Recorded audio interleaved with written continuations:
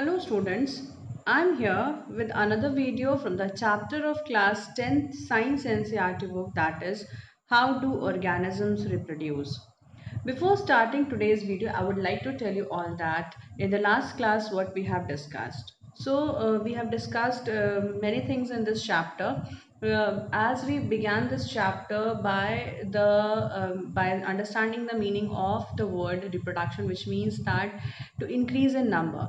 Now there are various ways of increasing in number, in which there are two main categories. There are two main ways. One is the asexual mode of reproduction and the second one is the sexual mode of reproduction, in which asexual mode of reproduction we have already considered, we have already seen, we have already discussed. Okay, then in this we have studied about the various modes of asexual reproduction in lower plants. Okay, where like lower organisms, rather than to say plants, I must say these as the organisms, where we saw about the fission, in which there it is of two types: binary fission, multiple fission. Then we saw about budding, and after that fragmentation and regeneration is there. Okay, so and lastly we saw about the different methods of vegetative propagation. Now with this vegetative propagation is of again two types. One is the natural mode of vegetative propagation and the other one is the artificial mode of vegetative propagation.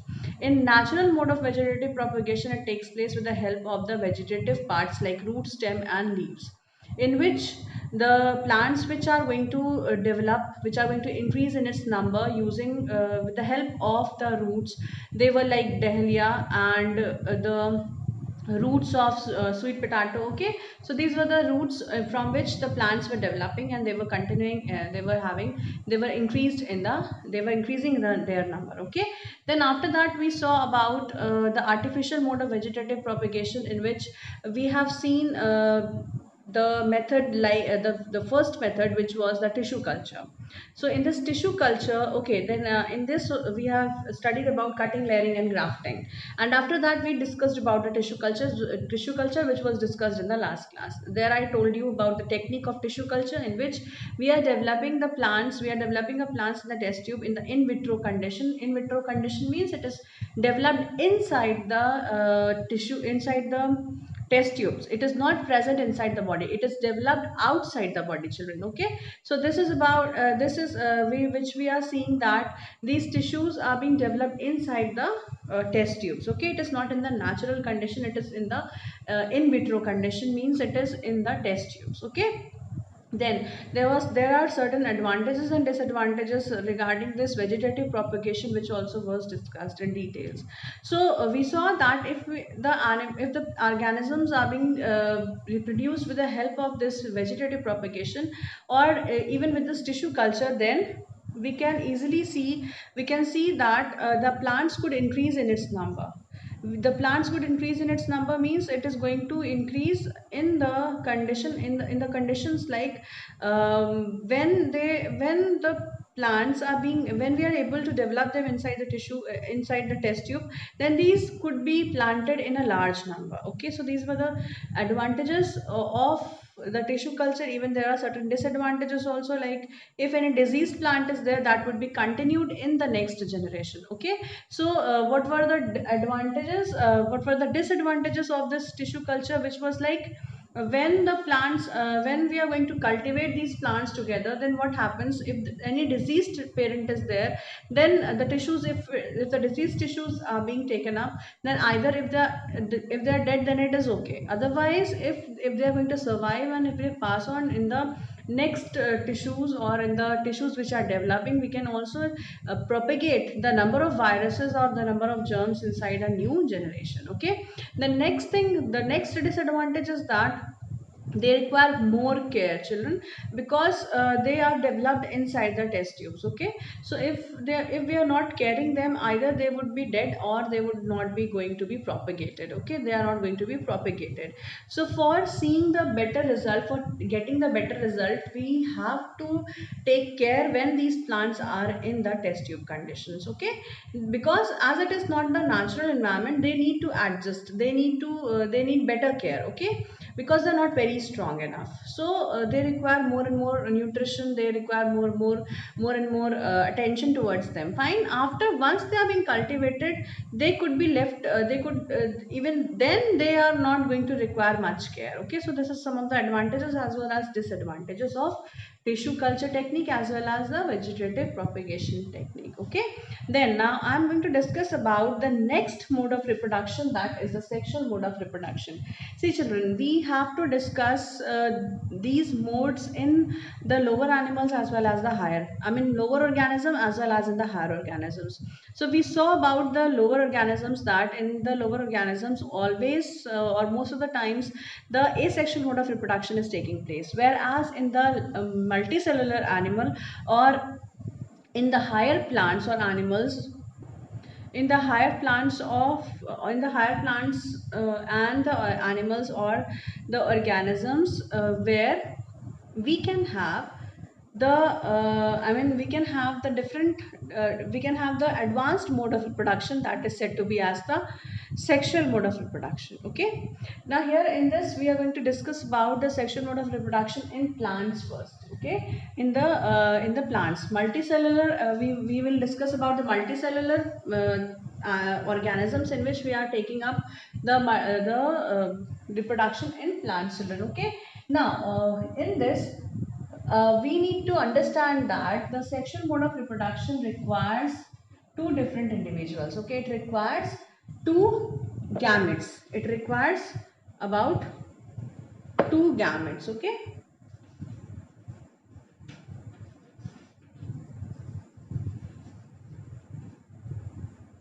fine, they require two gametes. Now, so these two gametes are, one is known as the male gamete and the other one is known as the female gamete.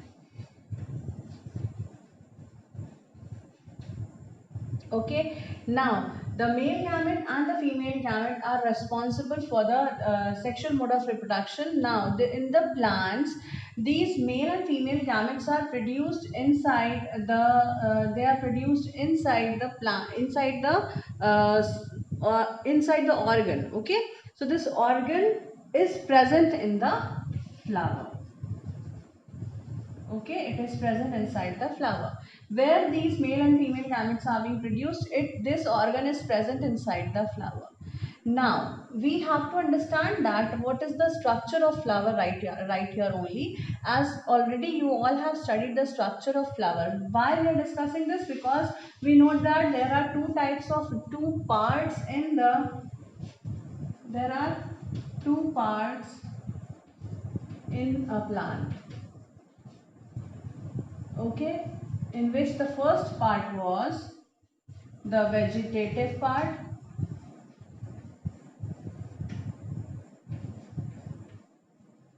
and the next part is the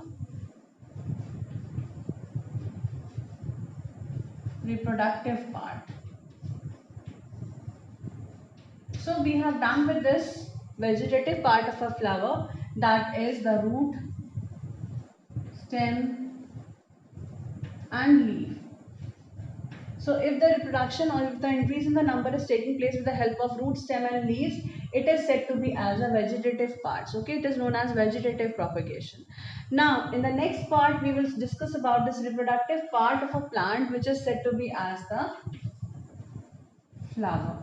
Okay, so flower is the reproductive part of a plant. Why? Because it contains the male reproductive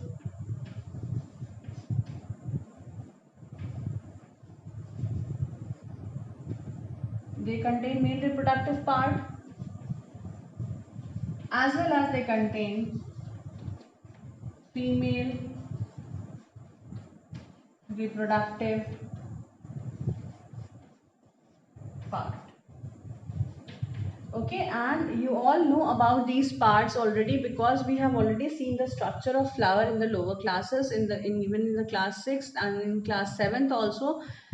We have studied about the different, I mean the structure of a flower. Okay, so in which we have studied about the different parts of a flower, and we have to only study about the two parts of the flower. One is the male reproductive part, another one is the female reproductive part. Why? Because the gametes are responsible for the sexual mode of reproduction, and they are produced inside their individual organs. Okay, and now these two organs are present in the flower. First, I'll draw the structure of a flower, then I'll let you understand where is this part present and where is this male gamete and the female gamete going to be produced. Okay, so I'll discuss this. I'll just draw a flower first.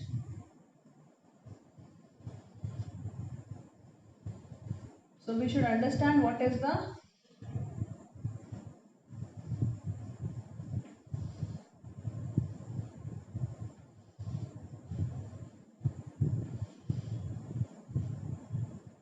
okay.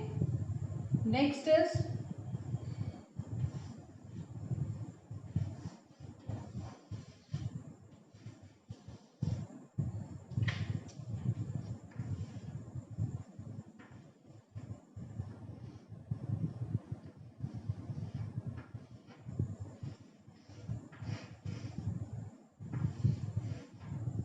so this is the part of a flower I have drawn. Okay, now I think you all can recall now what parts are present here. So I'll just draw it. With the different parts of a flower is here. So first part is, this is known as petal.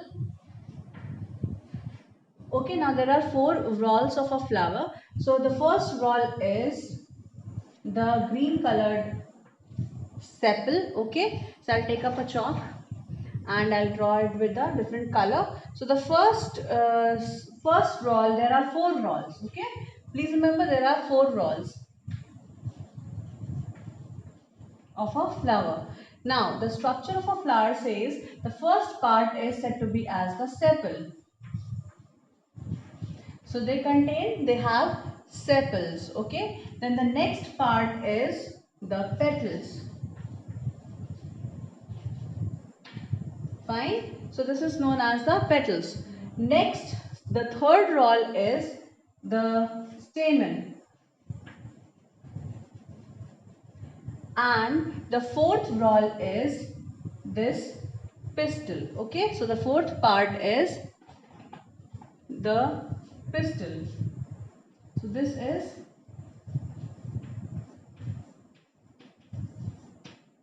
fine. This is known as the pistil. So these are the different parts of a flower which we have to study. Now in this we have to understand only the two parts, that is about this stamen and pistil, children.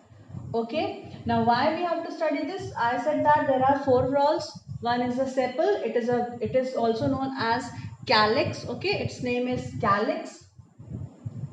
The group of sepals, it is the green. Now what is this? How can you recognize? This is it is the leafy structure which is present at the base of the flower. So this is also, this base is known as thalamus. Okay, and this is known as pedicel. The stalk of a flower is said to be as pedicel. Fine. Now next we will study about the first whorl, that is the sepals. Sepals are the group of the group of sepals is known as calyx. Okay, so the group of sepals is said to be as calyx, children. Okay, next thing we will have to discuss about the second whorl, that is the second whorl means it is the group of petals which is known as corolla. Okay, so this is known as corolla. C-O-R-R-O-L-L-A. Okay, this is known as corolla. Next is the stamen and the pistil. Now, the stamen and the pistil, they are said to be as the reproductive organs. So, the stamen is said to be as the male reproductive organ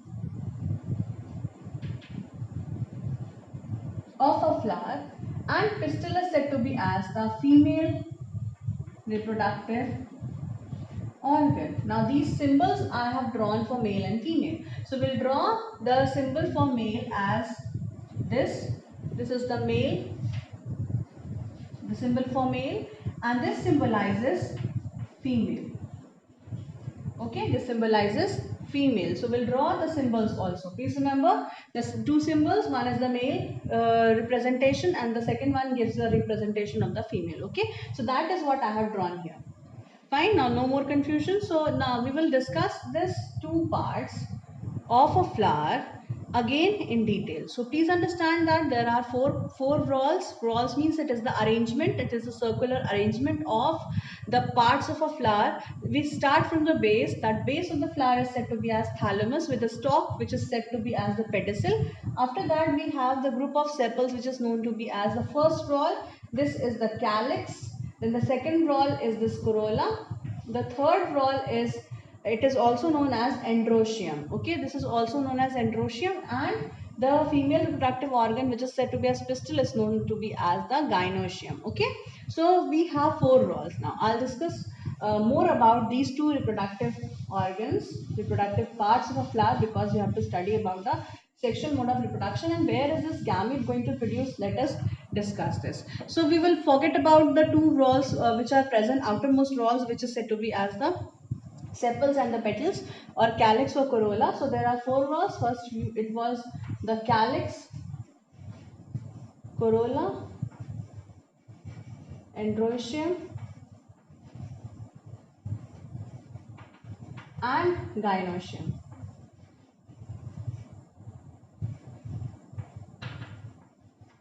Okay, androecium also is known as stamen. It is also known as pistil. Okay, it is also known as the stamen is and the gynoecium. Okay, now stamen consists of different parts and gynoecium consists of different parts. This is also known as carpel. This is also known as carpel. Okay, so please remember these words. Okay, fine. So please remember these words. Now I'll draw the structure of stamen and pistil again. I think you all can remember. So calyx is a group of sepals, corolla is a group of petals. It is the most colorful part. Fine. Next, now we'll study about the two parts which is responsible for the sexual mode of reproduction. One is the stamen and the second one is the pistil. Now, stamen consists of two parts.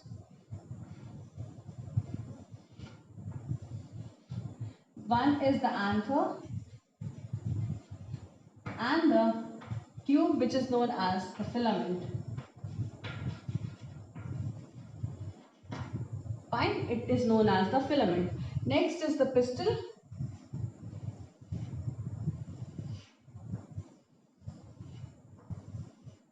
This is known as the stigma. This is known as style and this is known as ovary. Now, the stamen is the male reproductive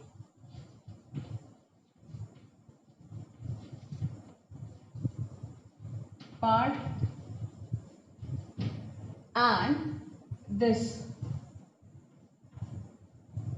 pistil is the female reproductive part of a flower. Okay, so please understand stamen and pistil. It consists of two parts.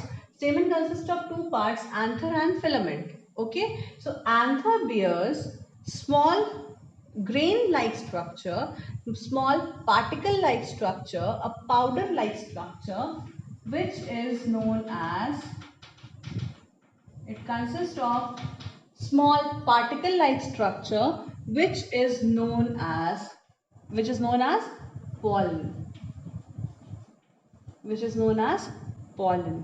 okay, or it is known as pollen grain. Both we can call it as pollen grain or simply pollen. So these pollen grains are the structures which is said to be as the male gamete, Okay, so these pollens are said to be as the male gamete.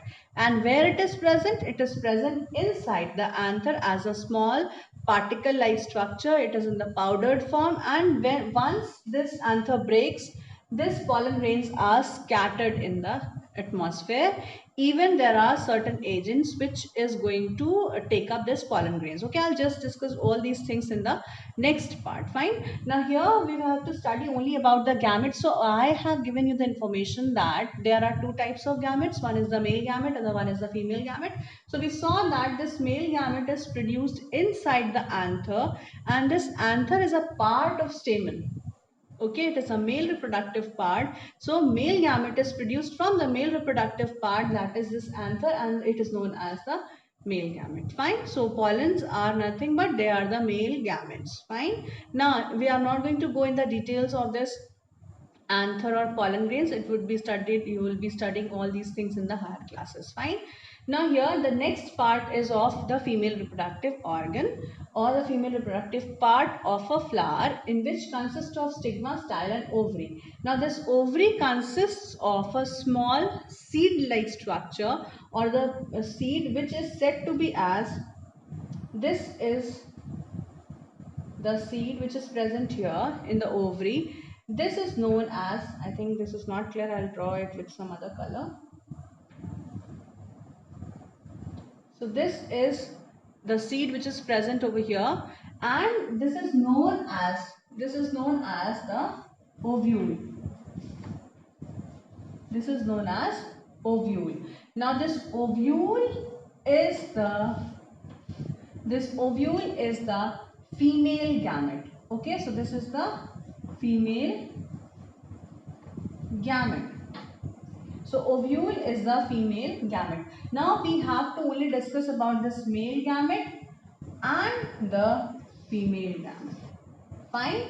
Now this male gamete is produced inside the pollen grains, inside the anther. Here the female gamete is produced inside the ovary of the female reproductive part of a flower. It is present inside the pistil. Okay, so this was about what is the place where these male and female gametes are being produced. Now the second step of sexual reproduction, the very first step is to identify the male and female gametes. The male gamete is present inside the pollen grains and the female gamete is present inside the ovary of the female reproductive part of a flower, which is the pistil. So we saw the first event, that is the formation of male and female gametes, the presence of male and female gametes. It is present inside the ovary, another one is present inside the anther. Okay, so this was about the production of male and female gamete. Now the first step of sexual reproduction is the male and female gametes formation. Okay, so we saw that the male gamete is formed inside the anther, which is the part of stamen, or it is the part of the male reproductive organ of a flower, and the female gamete, it is produced inside the ovary, which is the part of female reproductive organ. Okay, now the second step is the movement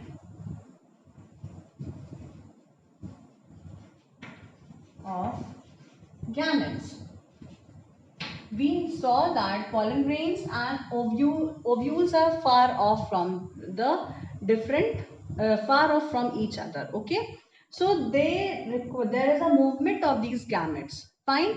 Now I have to discuss these one more point here only. If the flower consists of both the organs, if one single flower has both male and female parts of a flower inside one flower, this type of flower is said to be as the unisexual. This is said to be as a bisexual flower, because it has both the reproductive organs in one flower. Okay. The second part, if only one, any one, either female or male reproductive part is present in one flower, it is said to be as unisexual. Unisexual flower. Suppose that the examples of bisexual flower is the flowers which we see normally. I mean, the flowers which are present in the surroundings, such as the flowers of rose, hibiscus, then marigold. Many are there. So list is very long. Bisexual flowers means the flower which consists of both the reproductive organ in one flower. Now there are certain flowers which consist of only one part of a flower, that is one part of a reproductive part, that is either the female reproductive part or the male reproductive part in one flower. So these parts are present on different flowers. Okay, sometimes the one plant has both the flowers, some flowers are male flowers and some flowers are said to be as the female flowers, fine. And sometimes the plant is only different. One plant will contain only one type of flower which consists of only either of these two parts. Okay, the examples could be papaya, in which the complete plant is different. Okay, so papaya has two types of plant. One is said to be as a female plant, other one is said to be as a male plant, because they bear different flowers. Okay, because each flower, each tree, I mean each plant of this papaya will have either of the flowers, either the male flowers or the female flowers. Okay, so this is about the unisexual flowers, fine. There are the flowers like watermelon, muskmelon, all these are having the flowers means only one kind of flower will be present. Okay, so the if one kind of flower is present, then it is said to be as a unisexual flower. Okay, you can make a list, at least 4 or 5 flowers. You should also know that from which one is a unisexual flower and the other one is the bisexual flower. Okay, so this is about the this was about the vocabulary. I mean you should know that what is the meaning of the word unisexual and bisexual in the case of the plants. Okay, so you can make a list where the unisexual flowers and the bisexual flowers are present, and you can even remember also that also could be asked for small questions. Okay, now next we have to see this, that movement of the gamete is going to take place. Now how is this movement of the gamete is going to take place? This process is known as pollination. This is known as pollination. Now we'll discuss about the second step of sexual mode of reproduction in the flower, that is pollination. Okay, now what is this for pollination? We'll discuss this. So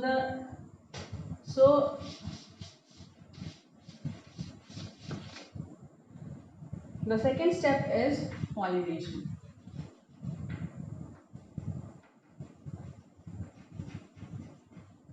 Now what is this pollination? Pollination means it is the movement of, or it is the transfer of,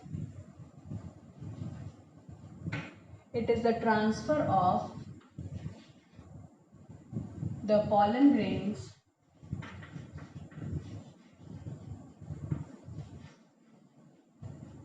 Why they're called as grains? Because they're very tiny in its nature, they're very small. So that is why they are in the form of grains. They look like they're very similar to the grains. That is why it is said to be as pollen grains. Okay. So next is the transference of pollen grain from, where is this produced? From anther to stigma,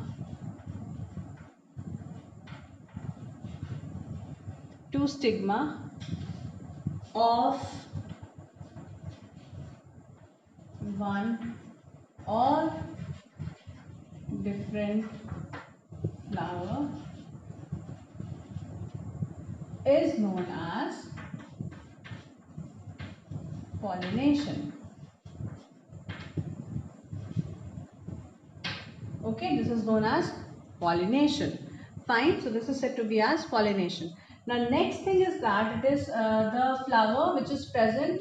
If this movement is taking place, movement of what? Movement of pollen grains from anther to the stigma of different flowers. Okay, so two organs are required, this anther and the stigma of the flower. Okay, So here what happens, the pollen grains will move from anther to stigma of the flower. So this is known as the pollination. Okay, I'll just draw one diagram over here to understand, to make you understand what is the, how is this pollination taking place.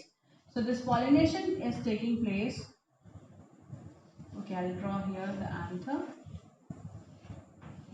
which consists of the pollen grains. Okay, and here is the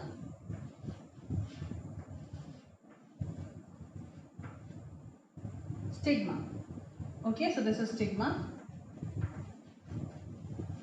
The pollen grains are present here inside the anther.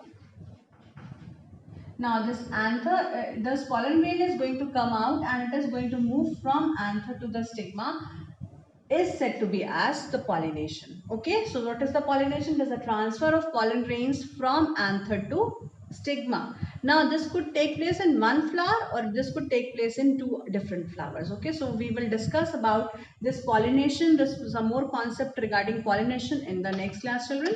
So in today's class I have given you the the information regarding the sexual mode of reproduction in plants, in which we saw about the parts of flower, in which we saw that there are different parts, like they have four rolls: calyx, corolla, androecium and gynoecium. Okay, in which androecium and gynoecium are the main organs which is responsible for the sexual mode of reproduction, because they produce the male and the female gametes, under which the new plant would be generated with different characteristics. Okay, so we saw some steps of sexual mode of reproduction in plants. Okay, we'll continue with the same in the next class, children. So that's all for today. I will meet you all in the next video with the next topic to be discussed.